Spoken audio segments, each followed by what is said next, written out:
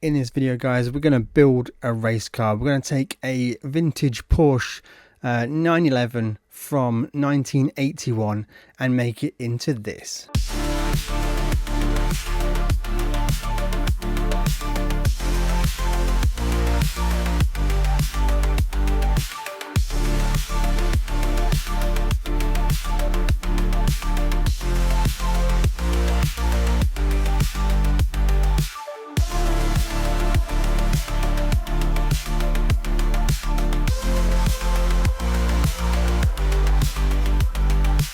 So doing things a little bit different in this video. We're going to do a full step-by-step breakdown of the full build for this car. We're going to add the wide body kit, we're going to add some wheels, we're going to get some offset, we're going to put a roll cage in it, some aero parts, we're even going to do an engine swap and get the full build and tune. And then we're going to send it to Le Mans World Touring Car 700, where this car absolutely dominates. So the exact car we will be tuning in this video, I'm going to make a new one. We're going to follow along with me if you want to do that. It is going to be the 911 Turbo 930 1981 version. Now this car is available through the used car dealership and it's not always there, guys, so keep a lookout for this car. It's well worth getting. It's incredibly fun. You will also need to be collector level 50 to do the engine swap in this car, which really makes the car very fuel efficient and gives it a huge amount of power.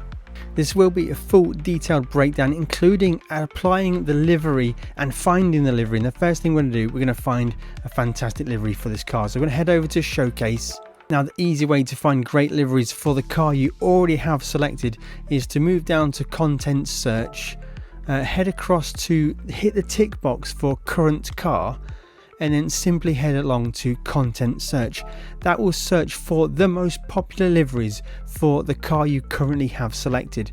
Now the plan with this car is to have the full wide body on it, so when you're searching through liveries, there's details here where certain liveries only apply to wide body versions, and there's also details here where some liveries cannot be edited and they can only be used as provided by the creator, and some of the ones without the cannot be edited tag on them, you can subtly change some things. Now the one that really catches my eye is this fantastic Martini Racing livery by the creator Nightshade. Fantastic livery. So we're going to put a heart on that livery, and then to be able to add it to your collection, scroll down to just above my head just here, add to collection. Make sure you tick that, so it's got the little tick next to it, and then I'll show you where to find it. So when you have that livery in your collection, head over to GT Auto. Now before we apply the livery, we need to set the car to be the exact same way that the livery is. So that was our wide body livery, so we're going to go to car maintenance and service to get our car set up with that wide body. And now we're going to scroll down to where it says wide body, and for 50,000 credits we're going to install the wide body. And again, fantastic animation, standard Gran Turismo this is. And while we're here, we will be doing the engine swap in this car, so we might as well do the engine swap at the same time. Now this is the 911 engine, 325,000 credits. Let's do this. Fit that engine in our car, and he's going to throw the engine right in there. Standard, unbelievable, guys. Gran Turismo, pure comedy. Now we want to set up the external cosmetics of the car, so we're going to head to car customization, and we're going to save the wheels till last because we're going to change them from the default wheels that is used in the livery. So first we're going to head over to custom parts, and for the front we want to add the type B parts. For the side, going to add type B as well. For the side, doesn't really have any performance effect on the vehicle, so it's just cosmetic. And onto the rear, the type A rear diffuser will have a difference to performance, so make sure you fit that one. And then finally we're going to head over to the rear wing, and I'm going to fit the type B rear wing. This will change the amount of rear downforce you can put on the car, and plus it looks fantastic. Who doesn't love that double stack Porsche rear wing? So that's most of the things set up. Now we're going to head over to load style and click on load style, head down to where it says collection, and this is where you have the collection of styles and liveries that you've downloaded, added to your collection. So the one we just added was the Nightshade version, so we're going to click on this one.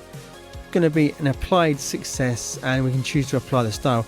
If there's anything that we need to buy to apply the style, whether it's the paint, the wheels, roll cage, any of those small details, we can then choose to apply style, and it will charge us at this point. So let's go for that one, and there we go. Now it looks fantastic, but for me personally, I like a different wheel. So let's head over to the wheels. And I'm going to go for the owned wheels, and the ones I want to see are these mesh wheels, very 80s wheels, and we're going to choose those ones. Now what I'm also going to do is I'm going to choose the wide. I want the wide offset, I want the wide rim width as well, but I'm going to keep the standard 16-inch. You can't actually see it, it's behind me. Let me just hide myself one. So yeah, I'm going to keep the standard 16-inch wheels because I like the meat on the tyres. I think race cars look really good with a reasonably fat tyre sidewall. Now I think that looks great with those gold kind of mesh wheels, but I'm not quite finished yet. I want, this is a silver Martini livery, but I want a pure white.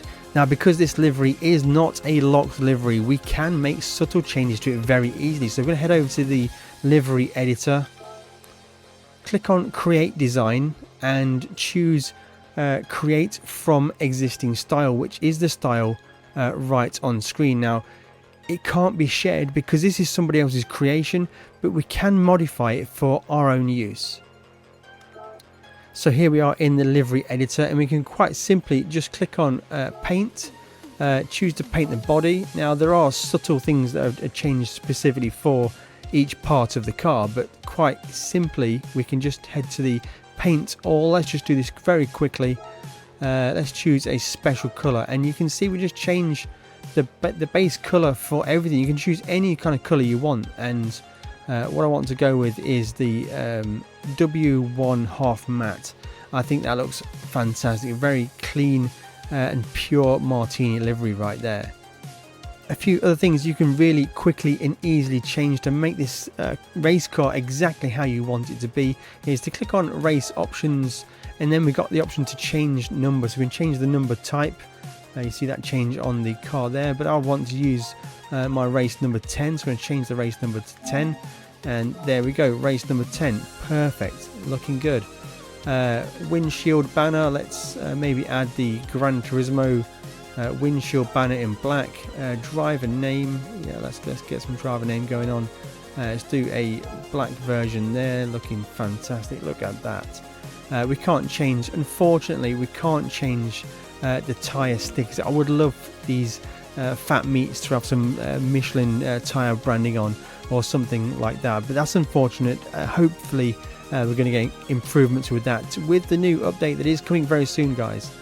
So with those few small tweaks made, we can literally just click on save, give it a name, doesn't really matter, you can call it anything you want, and then click on OK. That's going to save that file to your local storage, and then simply choose close, and then we want to apply this design, so we choose yes, and there we have our brilliant white Martini livery Porsche 911 from 1980 with the gold mesh wheels, looking absolutely retro fantastic. Now we're going to need some tuning parts on the car to get us to that 700 pp to be able to compete at the Le Mans World Touring Car 700. So we're going to go down to tuning shop. Now first of all, what I'm going to do is I'm going to go over to extreme, and I'm going to buy the heavy wets and intermediates because we will probably need them for the race. But I want to leave the car with another set of tyres on it, so I want to buy them and then switch them out straight away. Now from the sports tuning tab, we're going to need weight reduction level 1. Now you do need to do these sequentially. I did test this out, and you can't do the final stage straight away. You need to do them sequentially. From the club sports tab, we're going to need a power restrictor. We will be using that. We're going to need the ballast as well. That's going to help us to get the right weight distribution. We're going to need weight reduction stage 2. Now from the Semi Racing tab, I don't install any of the turbochargers, but you can buy them, we just won't install them later on. And we do want the fully customizable LSD. We're going to want weight reduction stage 3, and that should get us sorted for the weight we need. From the racing tab, we're going to put the racing brake pads. We're going to put a set of the racing brakes. Which of these two you choose doesn't matter at all. They're exactly the same performance. Feel free to choose them based on cosmetic. We do want the brake balance controller. That's going to help us to control the brake balance and get the car dialed in. Fully customizable suspension, racing clutch and flywheel. We are going to be using the fully customizable racing transmission. Racing hard tyres is what we'll have installed on the car. In the extreme section, we've got the wet weather tyres from before, and we're not going to have anything from the ultimate section. So that is going to be all the parts you need to buy for your car. Then we're going to head to car settings, and this is where we tune down the setup to be exactly what we need it to be to get us under that 700 pp limit. Now it is good practice to name your setup, so click on edit settings, choose edit name, and we're going to call it 700 pp just so it's easier for us to find in the future. So we will be using the racing hard tyres, that's sorted. We do want to have the fully customizable suspension, and actually we're going to raise it up a little bit compared to the stock settings because we've got the wide body kit, because we've got the wide wheels and the wide tyres and the wide offset. We need to make sure we don't suffer with the suspension rubbing. So we're going to have 105 on the front, 116 at the rear, 115 will do. And we're just going to go down and stiffen up everything really, just to really control that body roll, and just copy these numbers. These numbers aren't exact. Feel free to just change these settings as you need them.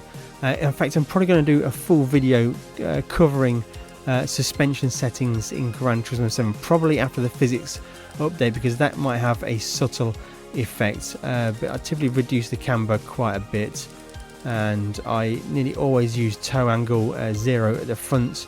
0.2 at the rear is a pretty good place to be. Now for the fully customizable differential, I left 10 and 20 on here, but I did up the braking sensitivity to 60. That should stabilize the car on the brakes. Because it's a rear engine car, it can have a lot of lift off oversteer. For the transmission, we're going to set the transmission ratio to be 300. Power restrictor and the output we're going to leave at 100. We can do this with ballast only, and we're going to add 85 kilograms of ballast to the vehicle. So just up this number to 85. We'll do a triangle to do a retesting, and 714 pp is where we're at, and this is where the ballast positioning helps. For some reason it's a bit of a pp calculation error, I think, but moving the weight forwards in the vehicle really helps to lower that pp. So that's going to get us down to 708. And then to further help to reduce the PP, we're going to add maximum rear downforce. This is where we added the rear wing back in GT Auto, and that allows us to put maximum rear wing. We're going to go for minimum front downforce and retest, and there we got the PP below 700. The other setting to cover, and this can be adjusted on the fly, but we're going to set it in the sheet anyway, is down to brake balance, and we're going to have it to -4, so 4 towards the front, again making the car stable on the brakes, because this car being rear engine, even though we've got all the ballast to the front, it is still a rearward weight ballast car, so having the brake balance towards the front helps to keep the car stable on the brakes. So make sure you copy what is on screen right now, and let's go and drive at Le Mans.